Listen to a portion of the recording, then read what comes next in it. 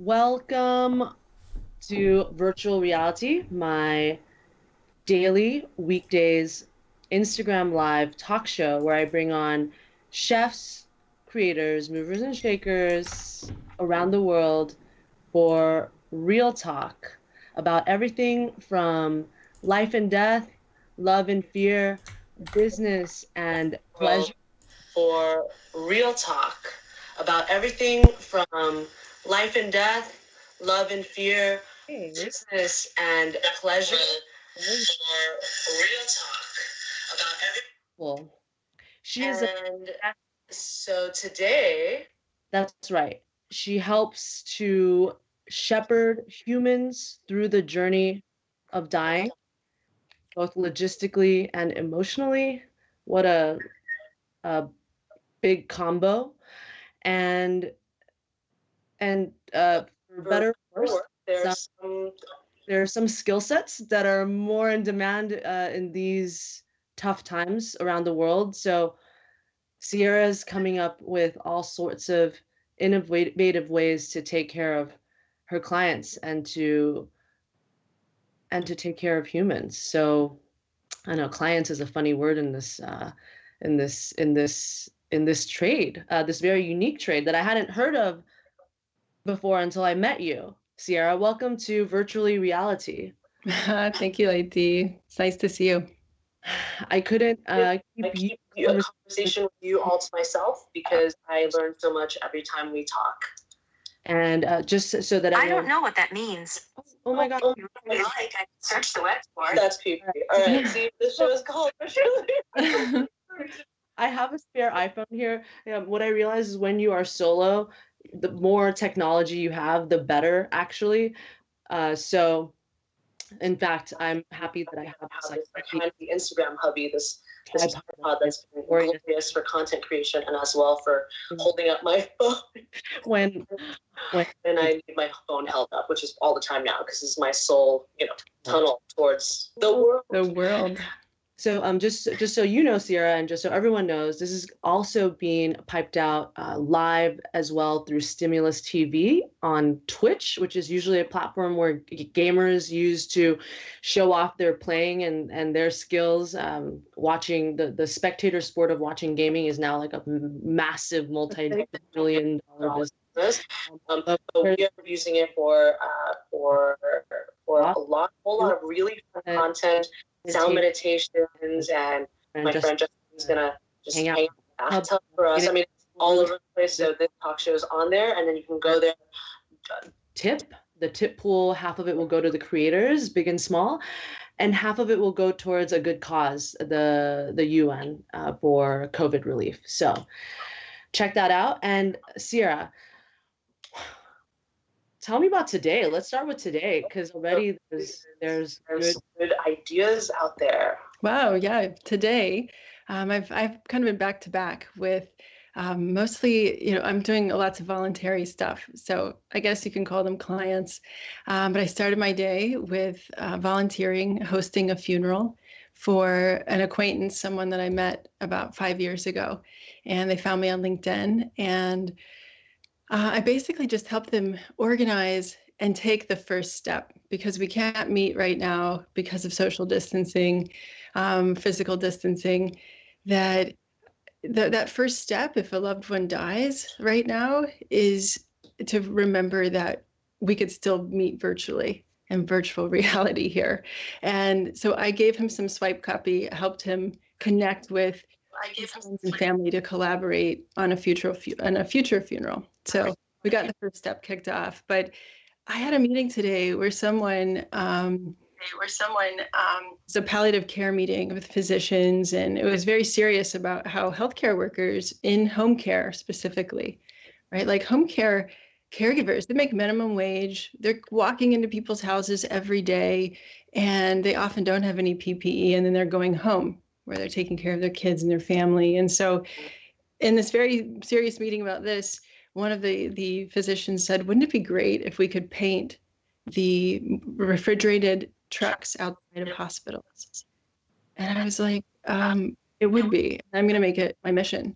in New York. And so I'm gathering artists. I've reached out to the city, actually bought those trucks. And so they're not owned by like a third party company. It's our city. So I put out the call today, started getting on LinkedIn and everywhere looking for the person, and I found her who's in charge of these trucks. So now I'm collecting artists. This art can't be permanent. This has to be like a decal or something that we can, no branding, something beautiful, flowers, something so that when we walk by these trucks, we have something uplifting to think about right now. And it's not just such a white, stark, big fucking refrigerator right there. I love that. And I have some artists in mind for you. And as well, today, I asked you, hey, should I wear black? Should I wear something that is absolute color therapy? And the brand new dress for the special occasion of providing light while talking about death. Because people can be so typical about like, death. It's like when my mother passed away last summer, when I was going through the process of arranging all of the proceedings, it felt like there was simultaneously way too many options, like the package you need to buy, and then talking to the florist, and then, oh my God, the florist is such a darling man. Like think of it like a florist who takes care of people's funerals, like how much of a well of empathy that you must have to have for something so beautiful. And it was this whole commercial process, like the room filled with all the different urns and the plaques and the coffins was like something out of that is a virtual reality, right? Like and so there's a lot of choice. Not enough. Like they wouldn't let me bring wine into the viewing area. It felt very religious, even though my family is not super religious. And then of course you have to be somber. You have to wear black in this country. It was the weirdest thing. Yeah, but here's the truth: you don't have to. You could have walked in like that, in this beautiful, vibrant color. Like, who's going to say, sorry, can't be here. You're too colorful, right? That would be just so fucked up at a funeral. I get you that there's like this stigma that we should or we need to be dark and let it be heavy at a funeral. But before quarantine, I was at a dinner party where this woman in her 60s decided towards the end of dinner that she wanted to know what everyone's funeral songs would be. No one was talking about death and dying, and she just went there. And she's a refugee. She's like, now she's a therapist, a psychiatrist, and she lives in New York. And she decided she wanted everyone to know. Also, her closest friends were there, and she's like, my song, I want everybody to dance to it. I Will Survive. We were like, and we laughed. We listened to this song, and then for the rest of the night, we stayed until 2 a.m. Everyone played the songs, and they were all uplifting. They weren't like heavy, intense. It was music that everyone got up and danced to. Well, I want to bring it back to when we ran into each other. I feel like I was meant to go back to the mountain in Eden, Utah, where Summit Series, this community of movers and shakers, just really inspiring community. Regularly, and on the first night of this one weekend, I ran into you, and I really paid attention to what that weekend was, the whole experience, because I happened to be up there on the mountain the day that my mother passed away. When I got the phone call from my sister, she said, I think mom passed away in her sleep. The word think is funny here. And then that night I cooked my mom's Taiwanese beef noodle soup for 120 people, and was able to tell the story of the dish and of my mom and of me. And really, because my mom had just died, I felt like I finally had the okay to take up that time and space. And it was just so clear to me that to be hungry is such a privilege, because when you're not well, you're not hungry. Her hospice nurse had called me the night before and said that if only she could eat and drink on her own, she'd feel so much better. And so to be hungry is a privilege, and you're not well, you're not hungry. And as well, when you get to satiate that hunger with the bounty before us, it's even more of a privilege. So it was a big important day For me, mom-wise, creatively, mom is a part of it. Mm-hmm. And I feel that when I get joy and adoration and enjoyment, I know that she's also getting a chance to have that too, for having lived a the life really taking care of other people. Mm-hmm. So I actually I think it's just you have this very big empathy. Like I just like sucked into like having that really great conversation, like juicy conversation with you, like soul filling. But I don't remember quite what we talked about, and I do you remember? Yes, I remember. Like putting you on the spot, but I'm actually. Yes, we talked about the Handel Group and how amazing they are. We talked about coaching and how we all need support, no matter, especially those who are giving support to others. We talked about kind of egos and how they can really get in the way and innovation and creation. And then most importantly, we talked about grief. And we really shared that. And yeah, I felt very honored that you just went there and you went deep. And then at the end of the weekend, everyone got to celebrate you and your mother and dance and have that amazing pho. And and so I remember us connecting really deeply on grief. And I think we need to do that more in society. And I think COVID's helping teach us that. I can't. You know, my sister and I sat down for brunch. Shortly after my mom passed away, and I now remember I shared with you my idea to do a different kind of catering company. Like we should be doing something else that isn't a traditional funeral. A noodle party. Like what are the favorite foods for the person? You know, the rooms we were in felt like a hotel conference room with like kind of like and like happy tables, and nothing was joyful. There was a natural light. Like there's so much opportunity here. Huge. The space of funerals is incredibly ripe to disrupt. You know, it's kind of like if you think about birthday parties when we were kids, like our parents didn't have all of these options to rent like the Disney characters to like show up at your house and throw a party for you, you know, Elsa and Frozen, you know, I see like my friends with their kids, I'm thinking, oh my God, these birthday parties. And funerals have virtually stayed the same. And I think we have to remember that funerals are for the living.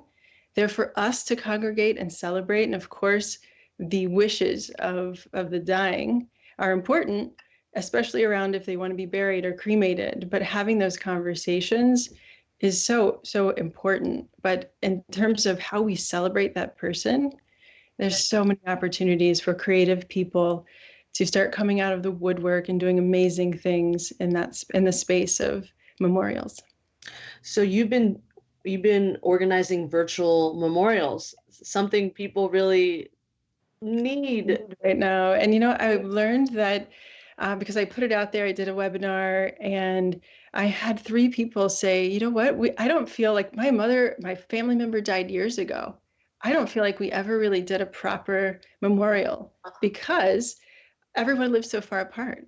And so even people affected not by COVID, but just by being isolated, they've started thinking and feeling their grief. And a few people have reached out to me for help to do a memorial for someone who's been deceased for years. And I think to me, it shows grief doesn't just stop. It's not like we go through this 3-week or 40-day grief. It's something that we live with, and we just have to kind of flow with.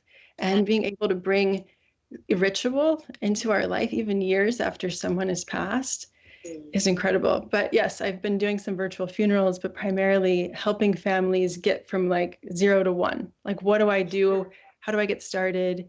And there are great companies, tribute.co. Yes. Andrew Horns. Yes, Andrew Horns Creation. That's an amazing, it's also free right now through COVID. Also Gathering Us. They are a new company out of Brooklyn. And what do they do? They do it all. It's specific for virtual funerals. Really? Yeah, you can go on and invite your people, and they have a space that funeral will live online. And they kind of, you know, they automate the process. You put in your email list, the people you would like to invite, and they also allow you to receive contributions like readings and passages and poems that people may want to contribute. And they set up a webinar for everyone.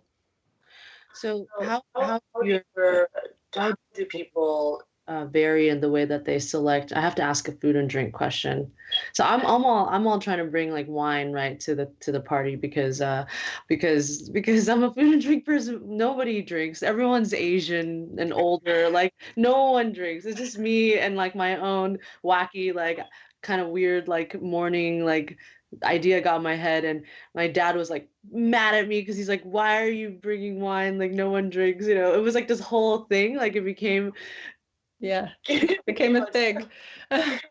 So how do people select what they want to offer to guests? I mean, what's the right way there's no right way, like what do people do? What do they consider, and then what do you hope people in terms of the refreshments? Oh yeah, this is really the space that's ripe for a total revolution, because often a funeral home will have their own caterer, and there aren't a lot of selections there. But the important part really for families is where they go after that, that the funeral home, and that's where people, I think, have a lot more freedom. And they there are some friends of mine in the doula space who specialize in making recipe books.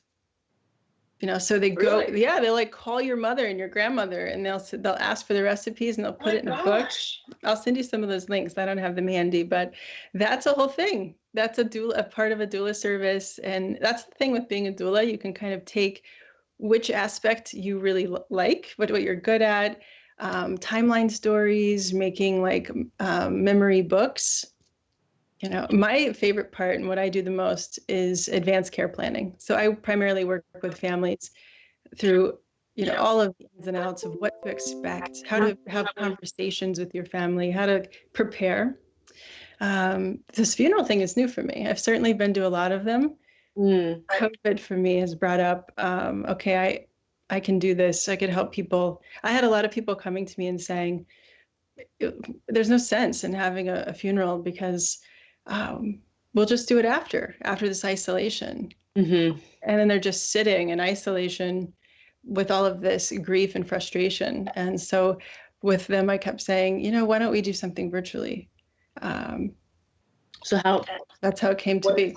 What is it like? So if we were to work with you end to end, how people find you or realize inside realize they want that kind of help? Mm-hmm. How does it work? Everything. The whole thing. What's interesting is that families primarily don't need too much of a facilitator. What they need, they can go to Nurture Co. and download the PDF. They could also just go to gatheringus.com or Tribute. But Gathering Us makes it super easy. What I do with friends and what I'm doing voluntary right now, I'm volunteering 5 per week. And I have some swipe copy, some copy and paste text that I say, okay, I can send this email. You can give me everyone's email address that you want to be on the Zoom webinar, the virtual memorial, or you can do this yourself, up to you. And typically they choose to do it because, and again, this is not the person that's the closest to the person who's deceased, right? This is like a very good friend of the family or a family member that has the emotional bandwidth to take this on, right? This is a task to take everybody's email. First email is to invite them to contribute. Share a song, share a poem. If you're a musician, do you want to on the actual in the memorial play a song over video? Invite people in, and from there, once it's been decided when, what time, and all of the contributions, I help them put all of this together so that there's a really good program of events. There's an opening ceremony or an opening song or prayer. We open with 5 breaths or 10 breaths, and I ask that everyone light a candle. So everybody in everyone's home is lighting a candle. And I share a screen, and there's, I love the company Canva. Canva has funeral program templates. More than ready to go. Really? Yes. Like the iPhone app where you can edit photos together. You can edit photos. No, this it's more of like a program of events. It's plug and play. You can just put your loved one's picture in, their date of So birth. this is specifically for funerals. Yes. It's a funeral program creator to design the program. You got it. If you go to canva.com, you just punch in funeral programs and 50 templates will come up. Mhm. And from there, that really takes you through a program of events. And we punch in all the things, we put everybody's contributions together. And really my role is making sure that everyone's technology is working.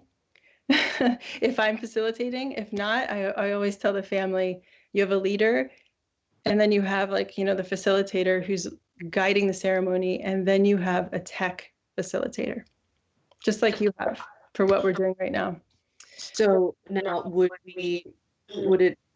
someone would be coming together on Zoom? Because we just have a lot of tools. What's your video conference tool of choice for these virtual?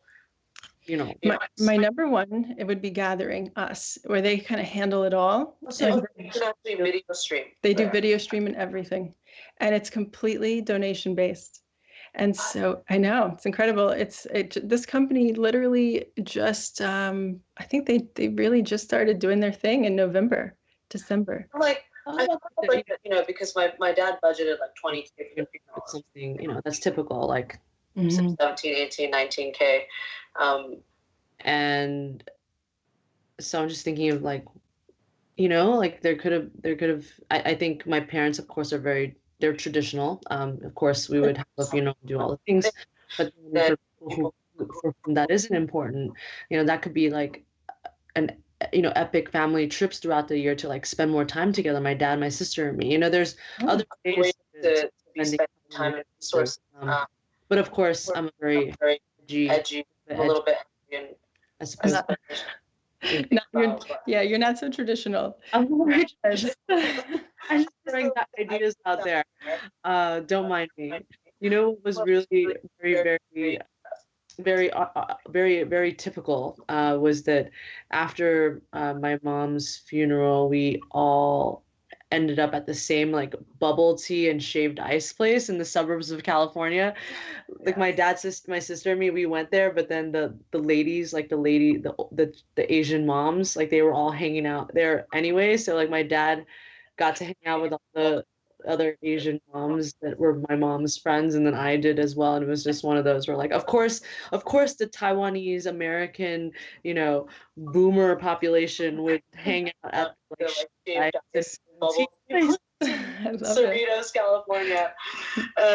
And I noticed that the option is like, it's so like kind of anyway, there's no gluten-free like the food and beverage, yes, could be up leveled, given that it's a moment of great celebration as well as sorrow. So food is the greatest comfort. So I'm just jamming on ideas with you. So now today, every day, every moment is just we're so bombarded with the news media, and everything's so just like depressing. And so there's this energy, and even and of course a lot of us, I mean, just on Facebook, it's very surreal. People know people who are dying.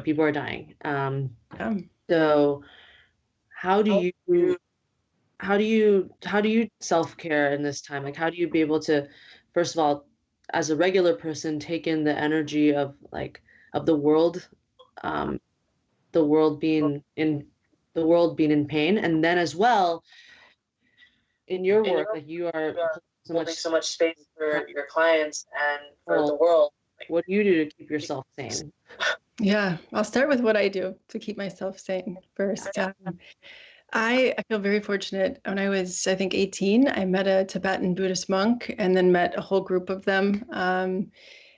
I feel like for me, Tibetan Buddhism is a way to kind of scientifically examine your own mind and your thoughts, and to really create a practice, even if it's just coming to your breath for 5, 10 seconds or 10 minutes per day, is really helpful. For more than 20 years, I've been sitting in meditation and really cultivating that sort of resilience to go out, be have empathy and kind of do some really deep work with people. And for me, it's about meditation, a little bit of yoga, but a lot of just sitting and breathing and being with not only what's coming up for me, but really, really being with what someone's sharing with me. The thing that's also really helpful for me is getting, I do Elena Brower's daily meditation. She's on every day around noon on Instagram. There is so much free wellness right now. It's insane. I mean, it's like, wow, you can have kind of a direct through Instagram, Facebook, Twitch. You can have some really amazing transformational experiences with some of the world's best wellness providers. Elena's one of them. Elena Bauer, also another part of the friend fan of Adult Group, where I coached by Lauren Zander. Lauren Zander, the founder, changed my life. So when does it get hard for you? I mean, you're dealing every day with something that people only deal with, few times in their life. I'd say, okay, I'll tell you a story about the hardest time in my life where it got too hard. And right now, personally, I have some friends who've lost a 9-year-old son, and that due to COVID. And so that's hard. That's hard. And but I think it was around 10 years ago, maybe a little more, when H1N1 became a pandemic. That was the last year that I had a home healthcare agency. And so I'd already gotten rid of all my staff. I had 50 women that worked with me. And I was kind of a free agent, but I went in to visit, and my clients, they all lived in an assisted living home. And there was a big sign on the door that said, "Stop, you can't get in."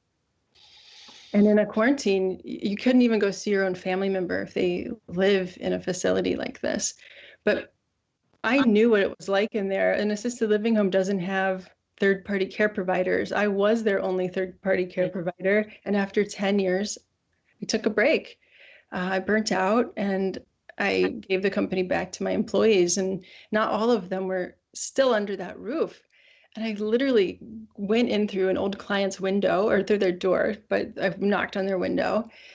And it was so overwhelming that I spent almost an entire month there just volunteering with a janitor and a manager. There were 3 of us and 110 people living there. And their kitchen staff wasn't coming in. And the janitor's wife came in and started to be the head cook. It was just, that was beyond for me. And so when I really sit and I think about people that are in that environment right now, it becomes very overwhelming. And, we think, and I've donated a lot to get frontline workers PPE and, the World Central Kitchen. And I don't think we've mobilized yet. I know the home healthcare world is working on it to understand how do we support not just the elderly, but their caregivers. So that's where it just becomes so much for me that I find myself at 3 a.m, like still awake, talking to all my home healthcare people, like, what the hell is happening inside of the facilities? And I can't say there's like something that just takes it away. I wish. It's a practice of who can I reach out to and how can I make an impact in this? What's been one of the most heartbreaking stories that I've read, and I don't read that much anymore. I think the first 2 weeks I read a whole lot just to get the baseline information, but now I limit myself like a couple articles a day, and just a little bit of a hard news fast. I actually was in a meditative state the other day, and then when Trump's voice came on to my phone, I sensed my insides, like the nature of my insides, like shifting. Like it was like the energy just got really dark, and I was like, okay, cut off. So people are dying alone in hospitals because and it's just not even just visitation, but also like they've got to charge their mobile devices. I have a friend who's working on getting iPads and devices to hospitals. Like it's, even just simply getting to charge your phone so you can say goodbye is basic important necessity that's challenging. I mean, have you what is changed about the way that dying is happening? What have you learned from this time that's kind of next level for your craft? Yeah, well, the senior care industry is rapidly changing. I mean, for one, the way that we have already quarantined the elderly as a culture, right? This is exposing the vulnerabilities of that. In our government, even with Obama, he decided to put more money into people staying at home and less money into the pockets of those who own senior communities. Mm-hmm. And most of that's still being upheld. So I think with the new president, we could continue that trend where we take care of people where they are, and we can get better at community services. What I'll be working on in the next 10, 20 years will be getting more young people into the homes, into the lives of the elderly. I started at 16 at a nursing home, and once you see that, when you're that young and impressionable, you see this, like the nurse just pushing the cart with the drugs, and I thought, wow, if I were to become a nurse, I don't want to push a cart with a bunch of drugs. Like, what the hell, And then I just thought, why are we doing this, the elderly? And that's one of many things that kind of put everything in frame for me, that this would be my life path. But ultimately, we have so many 16 to 25-year-olds who don't know what the fuck they're doing, and giving them a career pathway, or even if it's a part-time job or a pathway where they can serve elders. I think that's going to be our future. And I'm definitely going to have a big part in that.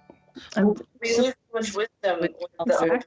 Our culture is so shitty to elders. Like, part of the reason why Asia has been great at stemming the pandemic is because there is respect for each other. There's like this communal respect for other humans and for the elderly, because they take care of us, and then like somehow in the US, it's just so incredibly uncool to be old when it really is quite cool. And by the way, I see Rajat Par is waving hello. He's one of the world's foremost sommeliers. Rajat, if you have a question that has to do with death and wine, please do chime in. I know Raj. Raj is a good friend. Oh my God, that is. Of course, the reason why we really connected is because we both love food and drink. But No, good point. And we did have a really lovely Somm experience from a female Somm that night at Summit. Oh, that's right. Yes, Laura Williamson. Yes, she's amazing. Oh. Thank you. I've been wanting her name. I got like very woo Friday night. Attended the wine tasting, right? Yeah, she was really fantastic. So we were talking about the elderly and the loss of wisdom. So now we're having the feelings. How do we? So good to see you, Rajat. So how do we like? Still, it's like this. It's been this balance of feeling the feelings, being there for people. Yeah, helping, of course, but also being like, oh yeah, I'm done. Like, no more Zooms, no more like people. Just like, how about me, right? So, what's your advice for us that's actionable on a daily basis? Of course, meditation, yoga, but yeah, some thoughts on mindset. Yeah, well, you've already said one great thing: turn off the news. And I think since most of us are isolated in really tiny places, and people we're like confronted with our people, being able to communicate with them exactly where you're at and what your needs are. And I recommend that people practice that on their own. It took me years in therapy to be able to communicate what my needs really were, to actually understand them first and then communicate them. But it's okay to ask your family for space and quiet time. And if you ask your kids for that, I think in a nice way, they will start asking you for that. Instead of being shitty and demanding it and throwing things or throwing a tantrum, but really being able to isolate yourself even within isolation. That's something that, I'm actually quarantined with my mother-in-law. Yes, in a small home. And where are you? We are in upstate New York. Great. And one thing that we were dealing with, Sasha and I were dealing with, our elders weren't listening. Oh yeah, they can become bad children. They were on the subway. They were having lunch with friends, and we were called alarmists. And we were like, no, we can't do this. So we actually kidnapped them. So, so I've been in caregiving mode, and I think for me, it's been really helpful to say, I'm not going to be saying much for the next 2 days. I probably won't be having a lot of meals with everybody because I have a lot of work, but then giving myself a time limit, right? Like I can't do that for 4 days, but after 2 days, and really take space within your space, and really get online. And if you're going to be plugged in, plug into really good content that's going to actually do something to your mindset and make you think in a more positive way and inspire you, and go easy on yourself. I have some friends who are like, oh, this is going to be my time to write a book or do this. And it's like, okay, good for you, but you could just fucking chill right now. You could really just be. Yes, my last conversation, taking the car home with my neighbor, the bartender, Lynette Marrero, who came on yesterday. She was like, oh, you should write a book. I've got a book agent. Talk to. And I'm like, yeah, okay. So all of a sudden, I'm seeing all this opportunity truly to still do what my magic is, which is building community, connecting people, telling stories about life through the lens of food and drink. And yes. The first 2 weeks, I was utterly depressed, could barely get out of bed. LA shut down the day of my birthday. I was like in bed crying, but like in an okay way, like not March Friday the 13th. That was a rough day, but everything's been kind of okay. And then when I reemerged, I started to just do all of the things, and including this daily talk show. So it has up leveled my practice. Like I was on a flow before this, and things got hard again in the video game of life. And this virtually reality, it's actually reality. So, so I'm curious then. I want to add something to that, Leiti.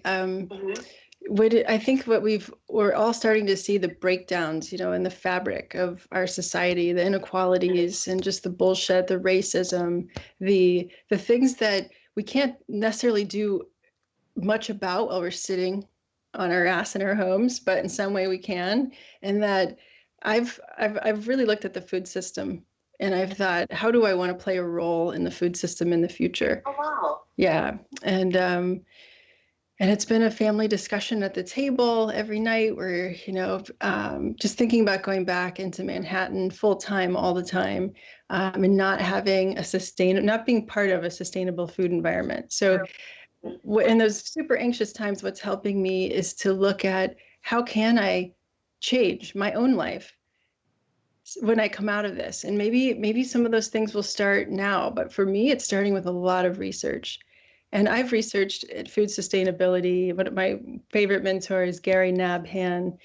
He's on the border of Arizona and Mexico, and he's written like 30 books. And that's something that I knew I was moving in that direction, but I think next year at this time, you'll be coming over and seeing me at my farm, and we'll be doing a very different, yes, a different bit of a podcast in nature.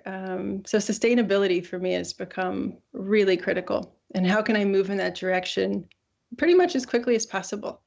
How could I, get rid of assets and really focus on the things that make this planet a better place where we all want to be? Oh, this will be an interesting ongoing around food and drink and sustainability and community and life and death, because my sister and I we really thought about why did that have to be kind of this anticlimactic experience. I mean, part where climactic in the kind of the worst possible way was when this is very visceral. when the coffin is shoved into there's like the huge screeching sound, like when the coffin is shoved into the cremation hole in the wall. Mm-hmm. Yeah, it is. It's just a hole in the wall. Yeah, it's like my aunt started sobbing like loudly. It was like so jarring. And it's like this is the kind of thing where there should be like good music and good food and good drink, and it should all be one big blowout. And it's just it doesn't work for me. It doesn't work for me, but it's fine. You know. We have to create it. We have to create it. You know, there's a big movement in green burial, and a lot of the people in that movement are really taking the funeral in nature. But I haven't seen enough celebrations like what you're describing. I love this stuff. I mean, I'm one of those weirdos. Like, I love all the things. I like it. I like getting specific. So you said that you realize that this is your life's work at the age of 16? Yes, I did. I mean, I don't think at 16 I said, this is what I'm going to do. It's that the understanding, it's like when you see something. I saw patients be physically abused in the home. I saw everybody was so drugged, you know. When you admit someone into a senior living facility, typically there's like a cocktail that everybody's on, and it can be pretty intense to keep. It's just so that the nurses can kind of control them. What I experienced and kind of where my work has taken me in the last 20 plus years has been, we don't really train people in those facilities to help people die. We try to keep them alive. We feed them through a tube. We focus on comfortable life, even when someone might not even remember their name or be able to, you know, have a functioning life. And that's what struck me at 16. Like, I had no training. These people are dying, but I don't know how to do anything except keep them alive. So we're going to let the Stimulus TV simul feed go, but we're going to continue on for another 15 minutes. So Stimulus TV, love you. Thank you for the tips. Tips go half to the creator and half to the nation's cause to support COVID relief. So thanks for tuning in. We'll see you on Monday. And Sierra, so speaking of drugs, when my mother was sick, I was surprised at how not